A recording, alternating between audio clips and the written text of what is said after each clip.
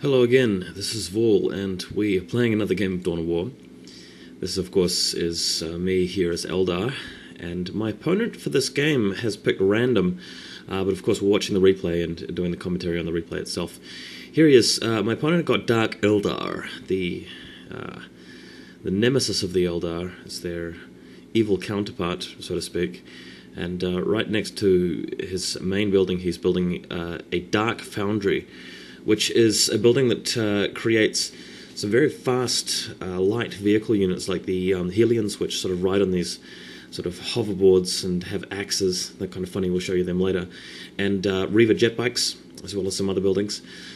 And yeah, just in general about the Dark Eldar, they are more of a combat, melee-inclined race than the Eldar, that they call them the plain Eldar, the vanilla Eldar, or just the Eldar. The Eldar of Light. But the Eldar themselves just have more proficient range units in general. Although, I mean, obviously it's possible for you just to specialize in melee and just build just melee specialists if you're Eldar, or just go for your range specialists like the Scourges if you are Dark Eldar. But games rarely play out like that. What we'll tend to see is a lot of fast harassment units from the Dark Eldar, melee units. Their most basic unit, the Mandrake, is melee up against Dark Eldar, and against the Eldar here. As you can see, I've built some Dark Reapers. Started out because I don't know what race my opponent is because he picked random. I'm just playing it safe and making sure I've got plenty of units early on, just to make sure he doesn't rush me if he's Orcs, or in fact I was sort of counting on him being either Orcs or Dark Eldar or Tau, really, just trying to fend off a rush by not going for the plasma reactor so fast.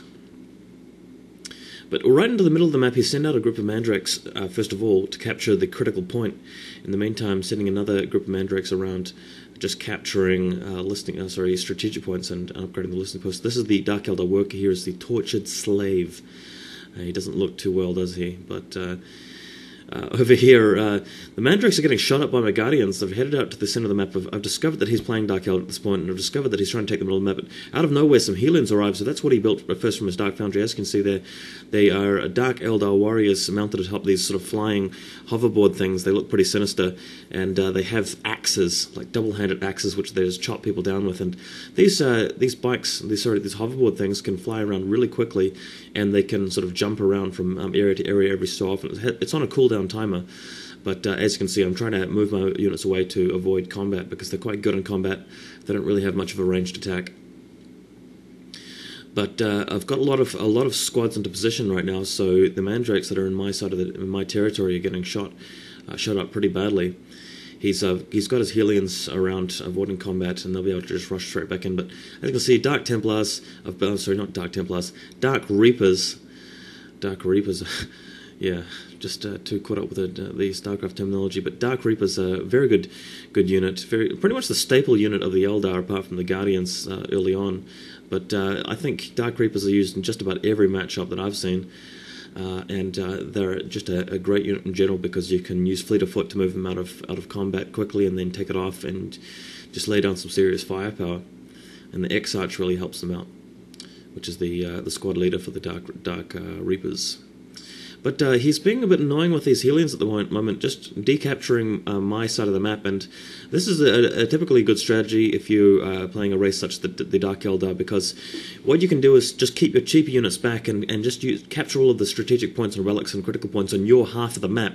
In the meantime, just harass with one group of Helions, which your opponent can't really destroy very easily because they're so maneuverable, and to prevent your opponent from taking the points that quickly.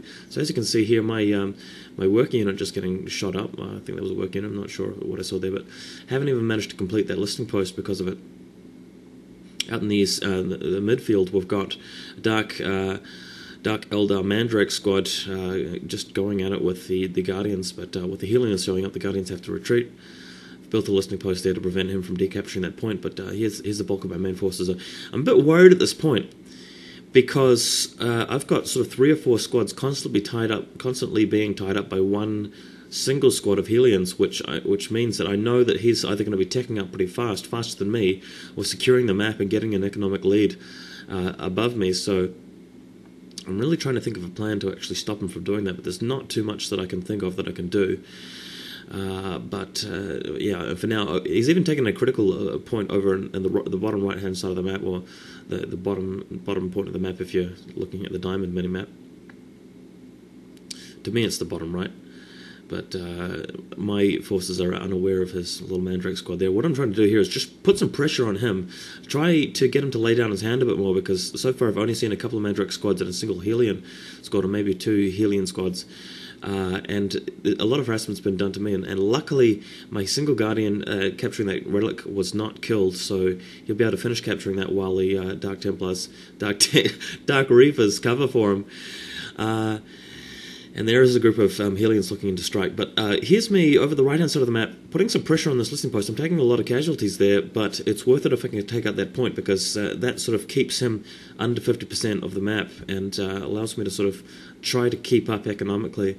And right here, my single Guardian is left, being attacked by that Helion squad. So that's really unfortunate, because I didn't actually finish capturing the relic at that point. So the relic is going to be, as you can see, it's a bit subtle, but the flag is slowly lowering into the ground. That means that I have unsuccessfully captured it, and it's just slipping through my fingers, basically. But over here, the Dark Eldar listening post is taking a lot of flak. It's finally destroyed, so my troops should be able to take that point. That'll mean that I have all of these strategic points on my side of the map under control, plus one of his as well. So in terms of strategic points, I've got a one-up on him, but he's got a relic over his side of the map, and I haven't been able to secure mine because of these Helions right here. And as you can see, foreground the Helions, in the background, far in the background, there's another sort of battlement there with some Dark Reapers trying to secure that relic, but the Helions are just waiting for their prime opportunity to jump over there and attack, and waste my time. But he's done a great job capturing the critical objectives. He's got the 2 objectives in the corners, and the one in the middle I'm just decapturing now, so that'll prevent him from having a triple objective lead. The victory condition where you capture either 60% of the critical points or 60% of the strategic points has been turned off for this game. For this particular match, I have to win by destroying my opponent's buildings, or vice versa. But as it stands, I mean, I think he still has a bit of an economic lead. Here's some Howling Banshees. The reason I've built these is because I'm worried that if he builds too many melee units, he'll just totally be bogging down my Dark Reapers, and they'll having to spend all their time running around the map rather than shooting stuff. So I want a decent unit to bog my enemy down into combat, and I don't want that to be the Guardians. They die too fast. Howling Banshees, on the other hand, are quite good once they've got the X-Arch, in at least keeping your opponent's melee units busy for a while. So that's the plan, and he's still